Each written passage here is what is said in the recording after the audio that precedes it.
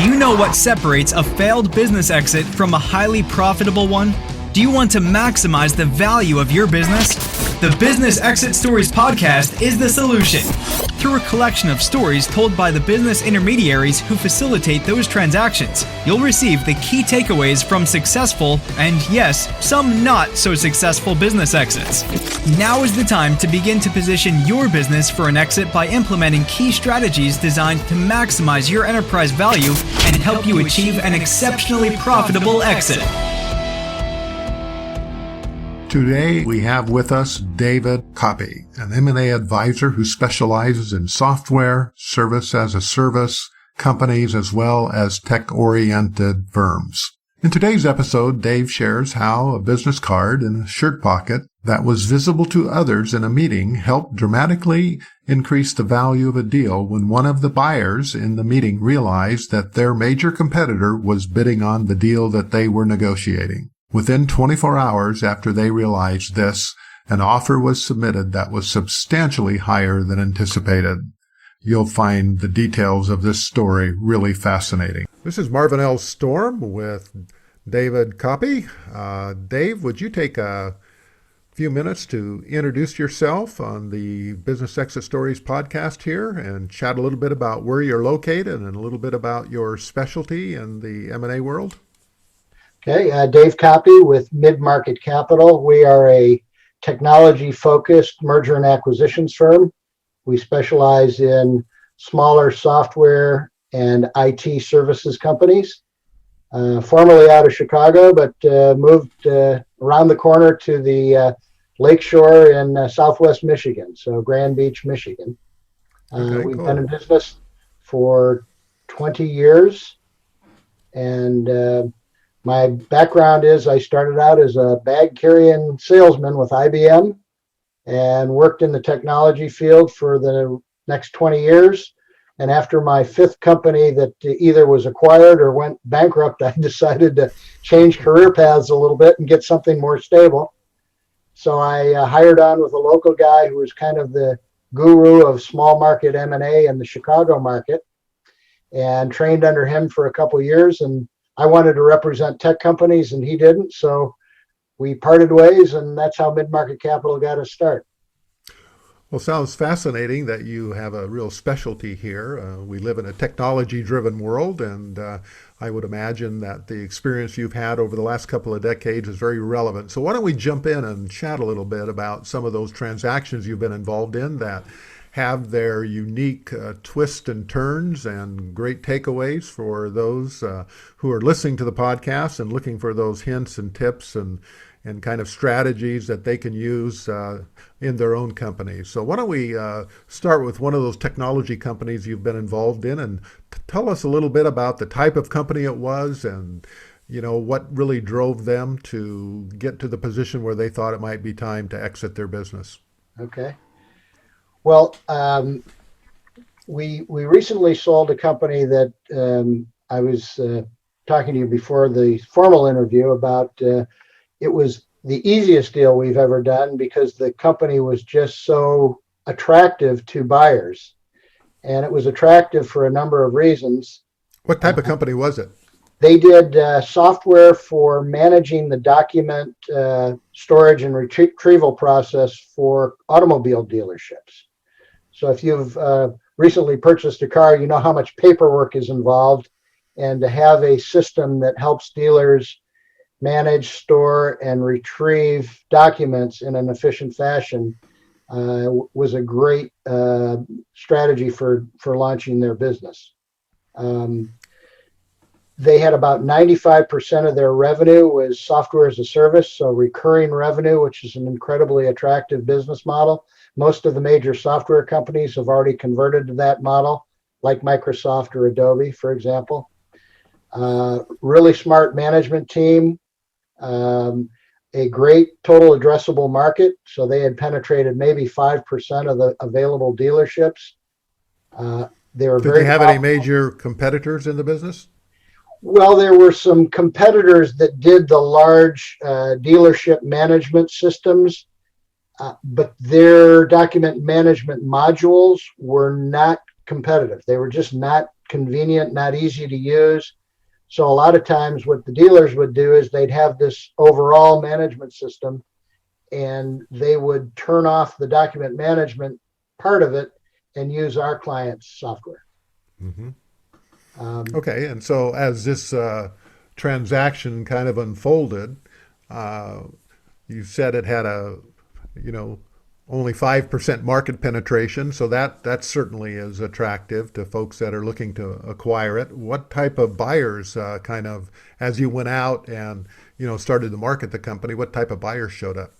Well, we aggressively go to a couple of types of buyers. One, obviously, are the strategic buyers, which own some are software consolidators. There are some companies out there that fancy themselves as being a Berkshire Hathaway of software companies. So they just buy, they call them vertical industry software companies. You have folks that are in the dealership software business themselves. So I mentioned some of the dealership management providers. We went after them. We went after private equity groups that are very active buyers of software companies now. So we had a great combination of strategic general software companies, strategic industry software companies, and private equity groups that are active in software acquisitions.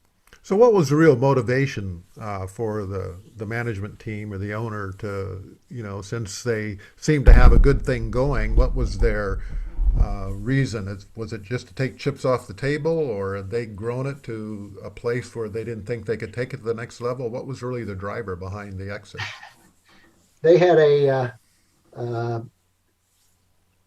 basket of riches, so to speak. They had all these different companies that they were involved in, and a couple of them really took off more so than this one. I mean, this was a great little business, but they had some big real estate investments that came up,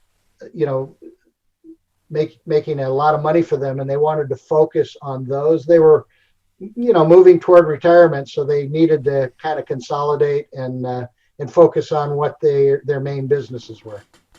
Well, it sounds like, all the stars were lining up here. They didn't have a lot of issues. They were growing, really couldn't focus on the business. So it was a good time to pass off the football to someone that can, kind of run down the field with it in a big way.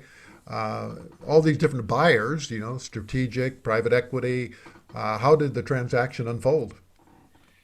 Well, of course, they don't sell themselves, so you've got to go through the process. So it involves, creating a database first and submitting that database to your client to approve. So sometimes they don't want you to contact certain competitors that they deem could do them harm. So we make sure we're careful about creating that list and getting it approved.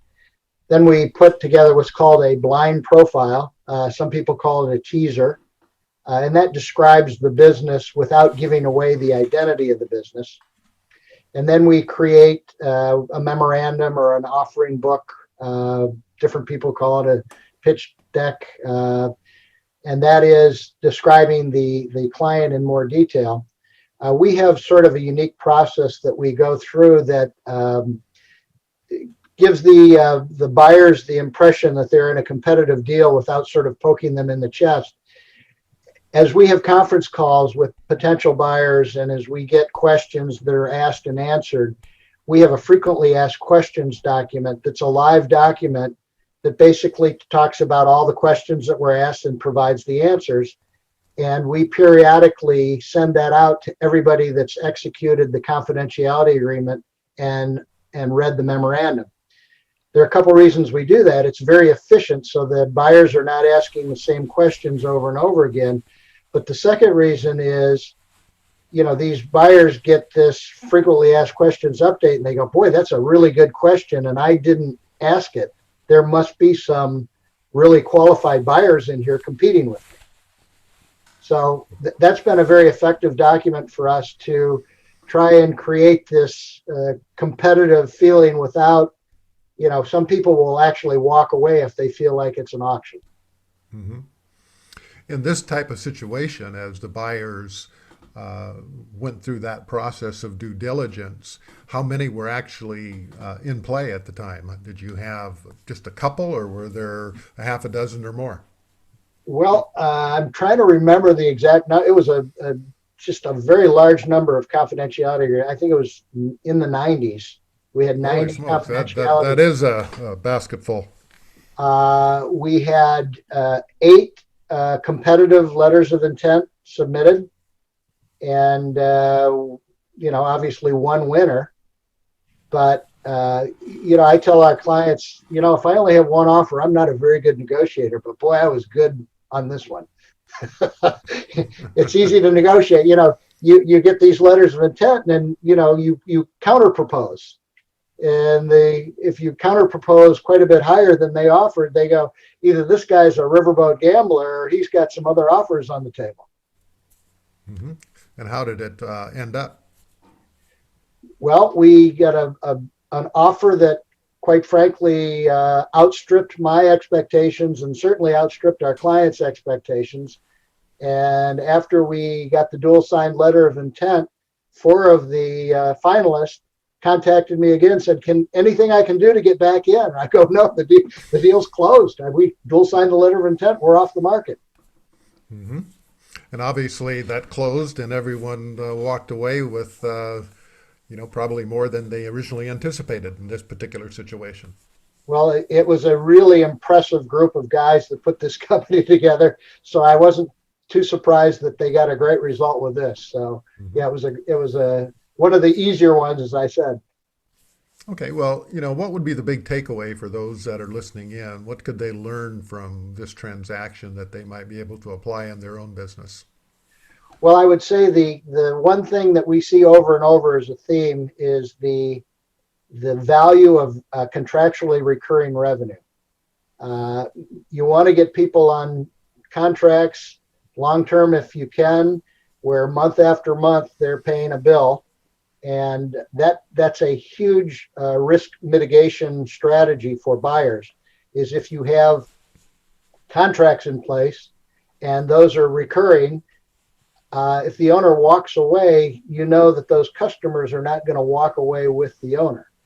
The other thing is not having customer concentration, having a great business model, which these guys did, finding a niche, doing it better than anybody else, and having a large runway or total addressable marketplace. And as I said, these guys checked all the boxes, and this was a great little company. Okay, well, let's shift gears. That was a great transaction that you've shared. Thanks for listening to the Business Exit Stories podcast. For more information or to reach out to today's guest, visit www.businessexitstories.com for more details. Please subscribe, rate, review, and share this podcast from your favorite podcasting platforms. And remember, maximizing business value at the time of exit doesn't happen magically. It takes planning.